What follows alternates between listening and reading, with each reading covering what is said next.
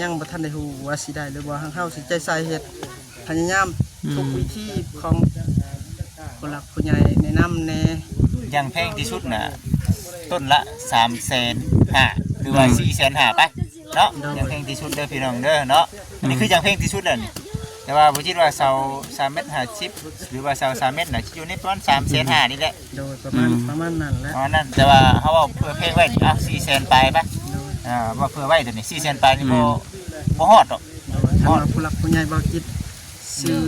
ได้น้ำมาให้ต่อเชื่อว่าสิกระยายฮอดพุ่นเอาในนั้นเลยแม่นบ่ฮอดปลูกงิ้วเลยสิได้ปลูกแบบต่อเนื่องเป็นอาชีพเสริมของบ่าวสวนเนินเฮากว้างเนาะโดยเฮาสิขยายอีกเฮาจังบ่ไปเฮ็ดงานทางอื่นเนาะโดยเฮาก็สิขอผลด้วยความทุกข์อยากผู้หลักผู้ใหญ่บ่คิดบ่าวทำว่าจังได๋นะพี่น้องเอ้ยเนาะคือได้น้ำฮะ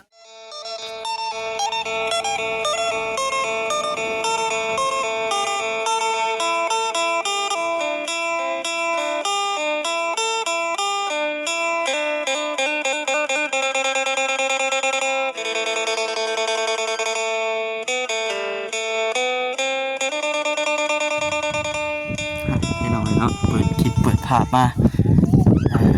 ช่วงค่ำช่วงแรงพี่น้องเนาะอยู่ที่บ้านที่เฮือนพ่อปักกิมแล้วก็แม่ปักกิมพี่น้องเนาะเฮือนบ่าวสวนหรือว่าเฮือนพ่อลูกห่าพี่น้องบ่ได้มาทางนี้ก็โอ้โดนพี่น้องเนาะตั้งแต่ขึ้นเฮือนเราเมื่อนั้นมาวันนี้ก็เห็นการเปลี่ยนแปลงกันหลายแบบหลายแนวก็ตอบนี่ก็ปรับปรุงใหม่แล้วพี่น้องเนาะโอ้โธ่ชมกับเราปากมาอยู่ได้เราว่าเราสีมางแล้วก็เห็ดแบบไม้ว่าฉันอันนี้คือเป็นเฮือนไผ่เพิ่นเฮือนครัวเพิ่นเนาะภาษาบ้านเขาว่าเฮือนไผ่พี่น้องเนาะมาเห็ดอยู่เห็ดกินหนึ่งข้าวหนึ่งน้ำหนึ่งอยู่นี้เอาพี่น้องคนอื่นกันมิแต่ว่าอากาศทักทายสบายดีเด้อพี่น้องเด้อเนาะทักทายสบายดีFCกันทุกคนโอ้ยไผ่ชิใหม่หม้อแล้วบ้านนี้สบายดีครับสบายดีเลยน้ำเลยแม่นบ่บริตัวบ่แม่นตัวบ่จ๊ะตะเวนพุ่นบ่ไปใช้สิไปใช้เอาเสียมาเฮ็ดหยังขุดพักบ่ไปเสียไปเฮ้ยเอามาภาพกิมเพิ่นพี่น้องเนาะ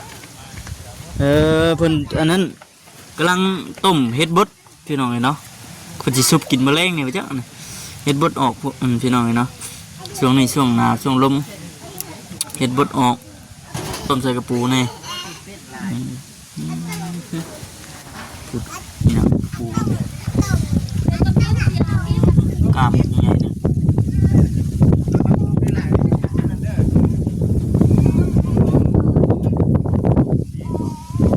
ๆเสียมอยู่น้ำพอเจ้าพี่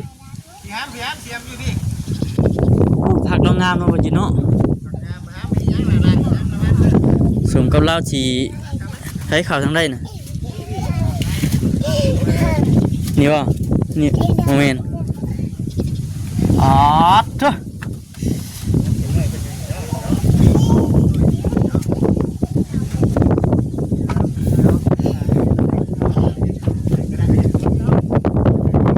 พักในสามปีเนาะคุดเอาอย่างน่ะคุดเอาอย่างนี่คือการเปลี่ยนแปลงเพื่อนพี่น้อยเนาะ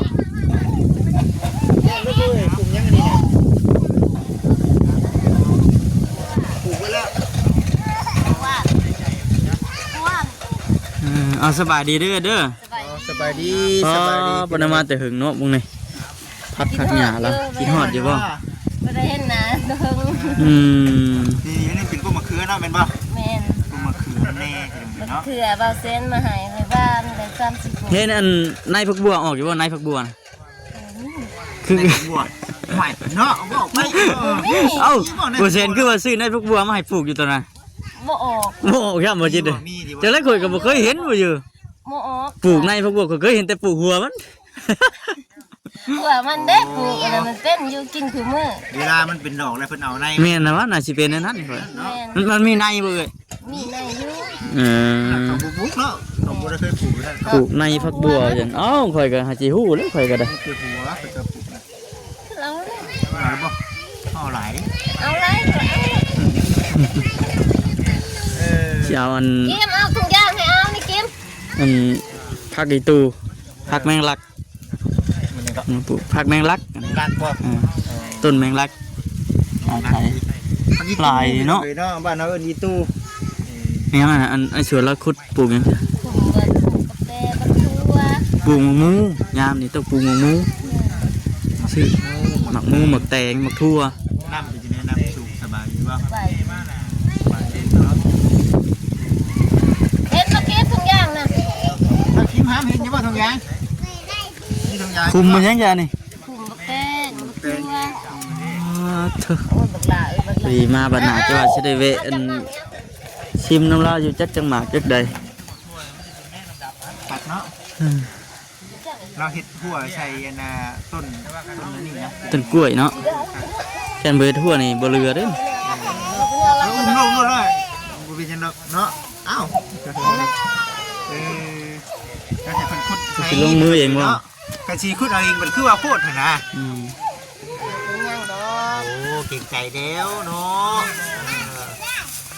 ขอน้ำเปอร์เซ็นต์นะบ่ใช่เนาะ ในบัดในอันบ่เซ็นซื้อมาจังติ ได้เปอร์เซ็นต์ชื่อมาครับขอในเด้อเปอร์เซ็นต์เด้อมันกินเนาะนี่เนาะเอาเลยเออ เอาได้ปากกาเอาได้ปากกา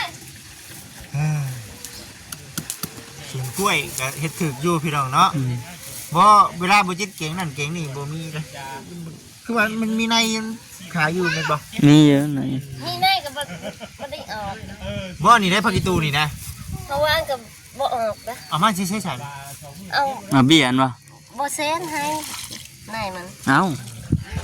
เพราะว่า ในมันเด้เนาะมันบ่ พี่น้องบ้านแถวบ้านนี้บ่ออก บ่โอ้ ได้ขายแล้วบ่เอ้ยอัน คือออกเจ้าบ้านจักเลย พักเจ้าได้ขายอยู่บ่ตั้งแต่ เมื่อ ปลู นั้ ก น4,000กีบเขาค่อยขายนะ ไปเลาะขายบ่เดี๋ยวไว้เด้อ บ่ขายให้มึงเส้น มันชน เพิ่นมาซื้อ สื่อเกียรติคือก็ เออเจ้าต้องปลูกหลายๆวะนี่เอาแบบแนมเข้ามาแบบมีแต่พักเลยหลายๆพักหลายๆอย่างแล้วได้ น้ำได้ถ้าเงินสูบเอา มันจังแบบเอ้ยว่าบ่ช้างเนาะคนไก่ไปไก่มายามเร่ง คันว่ามีไดไฟฟ้านี่ไดเสียงอาทิตย์น่ะ ๆอืม เดี๋ยวเราปลูกผักหมักแตงหมัก เป็นแถว ผักปลูกเนี่ยอะไรจังโบราณก็ได้มั้ง ยามนี่น่ะปลูกมันหมักแตงหมักทั่วคุดคุมน่ะกระทาอยู่เป็นปลูกยามฝนคือช่วงเมื่อกี้นี่นะโอ้ยมีแต่รูปก็จมเลยนะ เป็นคุดเป็นคุมเลย ใช่ไหมนะเป็นเห็นเบี้ยอันนี้เป็นให้ปลูกแล้วนี่คือเอาไว้เนาะเวลาสิกินนั่นกินนี่ก็เนี่ยมีบ่เฮือนเจ้าครับ จังหวะเด้อ อ้าวบ่ ก็ใส่น้ำเดียวกันแล้วใส่น้ำเดียวกันแล้ว เดียวกันก็ได้ บ้านเดียวกันบ่ คนละบ้านแต่ว่า ระหว่าง ทางเดียวกันอยู่ ทางผ่านอยู่ ใช่ ปกติเป็นยังไงมีคนมาซื้ออยู่ป่ะ มีอยู่ ซื้อไปเลยเขาเด็ดเอานี่ เด็ดเอาเขาเด็ดเอาอย่างซ้ำนี่เลยพอเด็ดซ้ำนี่เขาบ่มักกันเขาเด็ดซ้ำนี่เขาเด็ด เดี๋ยวยาวแล้ว เด็ดยาวๆเขา อืม เพลงได้ทำไปตูเข้ามาอยู่ แม่ อยู่ตลาดดอก เพลงเลยเนาะ จงไปขายน้ำเอ๋ยเพราะได้น้ำนี่ยันวะจงไปขายน้ำเฮาเมื่อผูก อืม โอ้บ่ว่าเด้อ ให้มันนาออกดอกแล้วก็ให้มันโดนลงหันเนาะ แม่น อยู่ได้เนาะ ๆพอแล้วหลายแหละ ได้แล้วเลยขอบใจแล้วซ้ำนี้ก็ได้ขอบใจแล้วเอ้ยได้แล้วได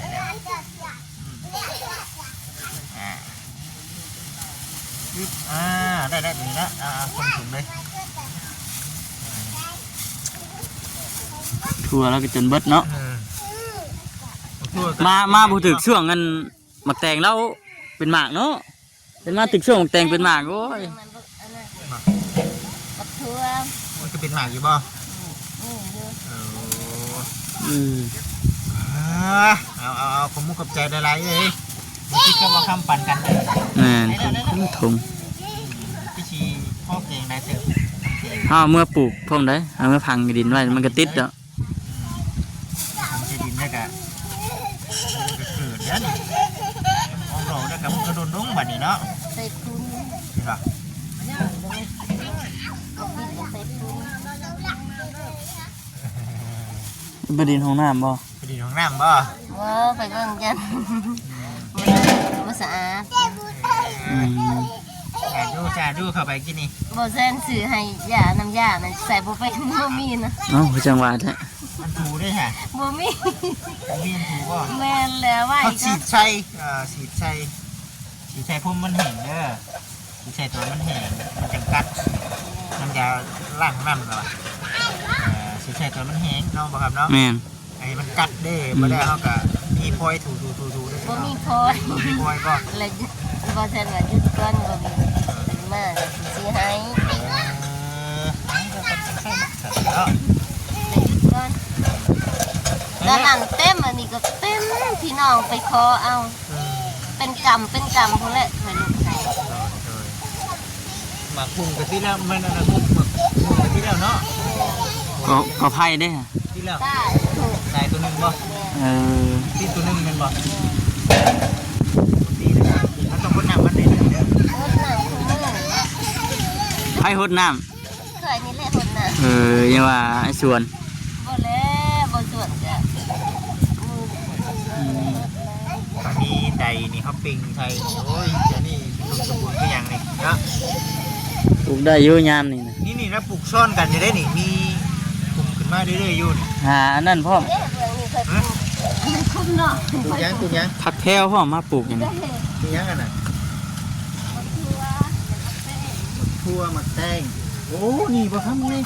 ไห้ นี่เป็นเบี้ยบ่น่ะพุ่น เนาะ นี่แน่นะ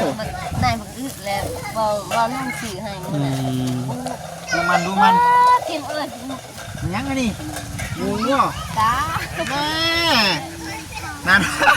จะได้กินอยู่ว่าดิ ตา หมูดุดเจ้าเนาะ กินเลย บ่ได้กินเลย ไม่ได้กินหรอกเนาะบ้านไม่บ่เป็นยัง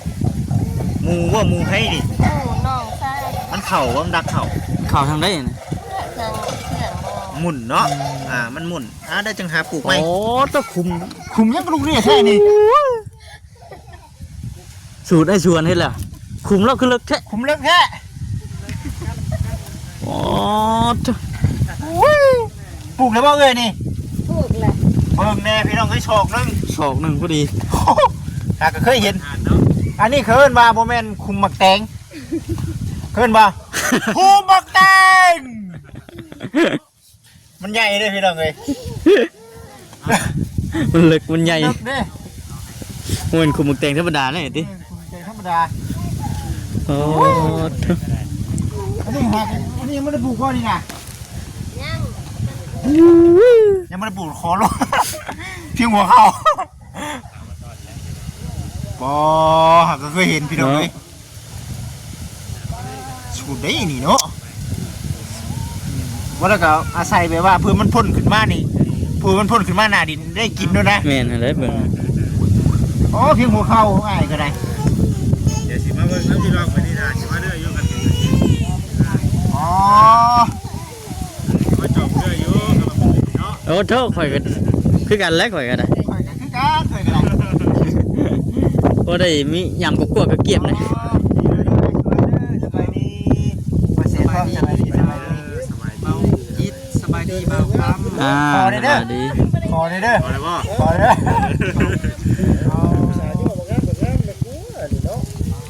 ต้องคือเห็ดแค่ไอ้ อันนี้หันเฮายันมันแหงบ่จิต มันหิ่งบ่ อย่ามันแห้งไว้ ยันมันแหงไว้ยันให้มันเก็บน้ำอยากให้มันเก็บน้ำเราก็สิใส่พุ่นให้มัน อืม นี่นั่น อ๋อพุ่นเราเสียลงหลาย อืม มักแตงมักทัวเฮาสิปลูกมักทัวนี่50คุมมักแตงนี่50คุม ๆอันนี้เจ้าสิปลูกแตงกับทั่ว มักทัวนี่ อ๋อมึงแตงไปสิปลูก โด อื ย ม แล้วก็เพิ่นว่าผู้หลักผู้ใหญ่เพิ่นซอยตะนางหัวเฮาก็สิบ่ได้ไปหาเฮ็ดงานเฮาก็สิเฮ็ดในนี่แบบปลูกแบบต่อเนื่อง อืม เฮาก็คันว่ามันหมากมันเป็นก็พอได้ไป ขายพอได้ใส่ซอยพอได้กิน พอได้ใช้จ่ายนั่นก็ปอแถวหัวดิมึงเนี่ยบ่จิตไฟตู้ไปยังเรื่อยแท้นี่ โดย โอ้ขออนุญาตพี่น้องเอ้ยมึงเนี่ย จัดสรรมาแต่พูด โคตรโพแท้นี่เนาะ โดย แจกยายไป โอ้ยหลายแท้นี่พี่ตู้ก็หลาย คือว่าเอาเงินผู้หลักผู้ใหญ่เบาแสนเอาหายแสนหนึ่งเฮาสิซื้อในมักถั่วในมักแตงแล้วก็เฮาสิได้ปลูกแบบใจใส่ผู้หลักผู้ใหญ่เบาจิตเบาค่ำมาเยี่ยมยามมื้อนี้เพิ่งขึ้นมาทีนึงแล้วก็ให้ได้รายได้ปีนี้ครับ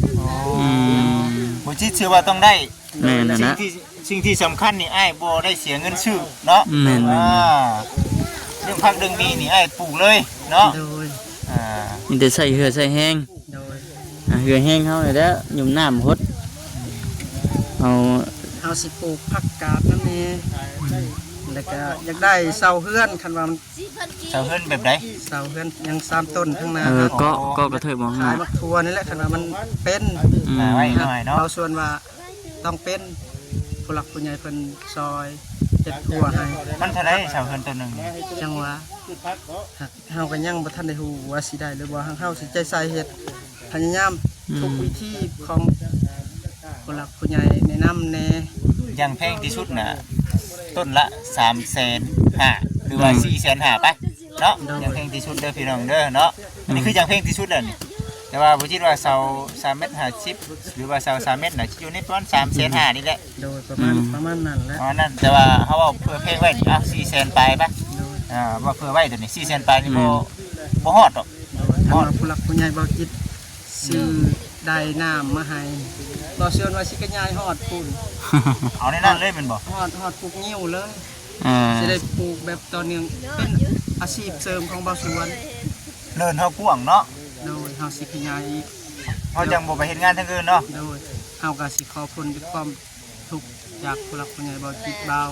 ทำ ว่าจังได๋น่ะพี่น้องเอ้ยเนาะคือเรื่อง ได้น้ำฮะ คือเรื่องใดน้ำนี่มันมีได้ อ่า แต่ว่าลายกับบ่าวสวนก็สิฮดบ่ทั่ว แม่น บ่ทัน อันนี้คือเฮายุ่มแล้วก็มาฮดนี่บ่ทันเด้ซำนี้ก็ยังเติมนึงได้นี่ อันนี้คือบอกผู้หลักผู้ใหญ่บ่จิตกับบ่าวคำ เด้อ ว่าจะซัพพอร์ตเนาะ อยากให้เพิ่นซอย อ๋อ กับเซ็งยูดิเซลและใส่ไผ่ มันมีพี่น้องเอ้ยไฟฟ้าแสงโซลาร์เซลล์แผ่นใหญ่ๆน่ะได้ก็กับใดมันเลยน่ะเฉพาะนั่นน่ะมีอยู่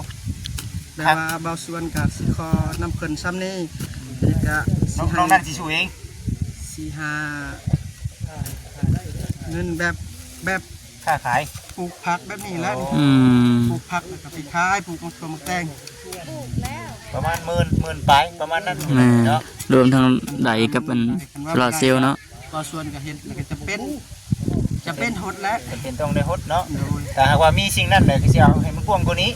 โดยเบาส่วนสิเป็นยายหดปลูกนิ้วฮัน เจ้าเฮ็ดแบบนี้แล้วไอ้เอ้ยเนาะบ่จิตก็ว่า แม่ ชมเชยนํอยู่ตัวนี้เนาะ เห็นดีน้ำเห็นดีน้ ตัวนี้แหละเป็นของสำคัญก็ได้แต่ว่าก๊อกน้ำนี่บ่เสียนเพิ่นบุญเพื่อไว้อยู่หรอว่าเพื่อฮู้ใดนะ โดยยายอยู่ หูใหญ่อยู่เนาะ โดย ใดน้ำนี่ประมาณ 3,000 หรือว่า 2,000 เนาะ ำแม่2,000ปลายก็มี 2,000ปลายแต่นั่นก็สิอยู่ในประมาณ10,000บ่หรือว่าจังได คันว่าได้ดูดน้ำหมดคือว่าเบาส่วนนี้มันใจ100% มั่น ว่า ใจ สิได้ขาย แต่ มักถั่วมักแตงผักกาดสิได้คนความถูกข์ แต่กล้าไปขายอยู่บ่ บางส่วนก็เคยไปอยู่ เคยไปอยู่เนาะ โดยเคยไปอยู่ เออ กล้าอยู่ ก่อนอื่นน่ะบ่จิตต้องถามไปนี่ก่อนเนาะเป็นหยังคือว่าซั่นเฮ็ดหลายก็ตามแต่คันบ่มีความกล้าไปขายเจ้าเฮ็ดก็คือเก่า แม่นั่น เนาะ อันนี้ก็คือบางส่วนเคยไปขายอยู่ เคยไปขายอยู่ โดยไปขายกับบุเคยไปขายดอกมะถั่วไปขายแบบว่าเรื่องความกล้าของบางส่วนนี่ แต่กล้าเนาะ โดย ก็ดีใช่พี่น้องเราคำว่ามีนี่ต้องกล้าไปขาย คันว่าเบาคิดเบาคำซอยเท่านี้ก็บ่มีหยังตอบแทนเพิ่นกับเบาจิตมีแต่คำ คอน คุณเพิ่นกับผู้หลักผู้ใหญ่ ตัวนี้บ่จิต บางคิดและ ถ้ามีก็อยากซัพพอร์ตเพิ่นอยู่พี่น้องเอ้ย แม่น เพราะว่าเฮา แบบบางส่วนก็ยังสิขยายกันว่าเพิ่นซอย เอารอเบิ่งไปพี่น้องเอ้ย แม่น เนาะ แต่ซับข่อยมือได้บ่เห็นหยังเลย มื้อแล้วบ่เห็นหยังแล้ว อ่า มาซะมาเบิ่งเฮาก็สิเล็กๆน้อยๆเด้อไอ้ส่วนเด้อ โดย ได้ซื้อของกินนี่แล้วก่อนพอได้มีเหือมีเฮงเด้อ โดย ไอ้ชวนเลย ขอบคุณหลายๆสิได้ซื้อในพักในยากับผู้หลักผู้ใหญ่ขอนำผู้หลักผู้ใหญ่เขาบอกเพิ่นซอยได้ดูน้ำเอาสิปลูก เนาะ ให้คนถูกเลย คนจะ แบบต่อเนื่องเดือน6เฮาก็สิปลูกยามแรงเฮาก็สิปลูก อืม คนถูกเนี่ยเนาะปลูกตลอด แต่อาชีพบ่ส่วนกับอาชีพเฮ็ดนาพอได้เสริมตัวนี้ยามแรงเขาแห้งแล้วเนาะสิทาฮอดเดือน6 อะไรก็ตามแต่ขอเพียงแต่จะหยุดมัน ไปจะเฮากัน ไปคำเลยได้ชวนเลย ครับก่อน ครับก่อนเลยเด้อเอาอยู่ดีมีเฮง บายดี สวัสดีบ่าวข้าว โดย โอ้ยนานพัก ไปพี่น้องเอ้ยเนาะ แตงเพิ่นพี่น้อง กลับป้าก่อนเด้อบาสลีเอ้ย โดยเพราะว่าจะได้เจอกันอีกแล้ว อืม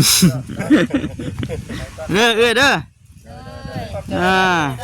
ขอบใจหลาย ลูกมี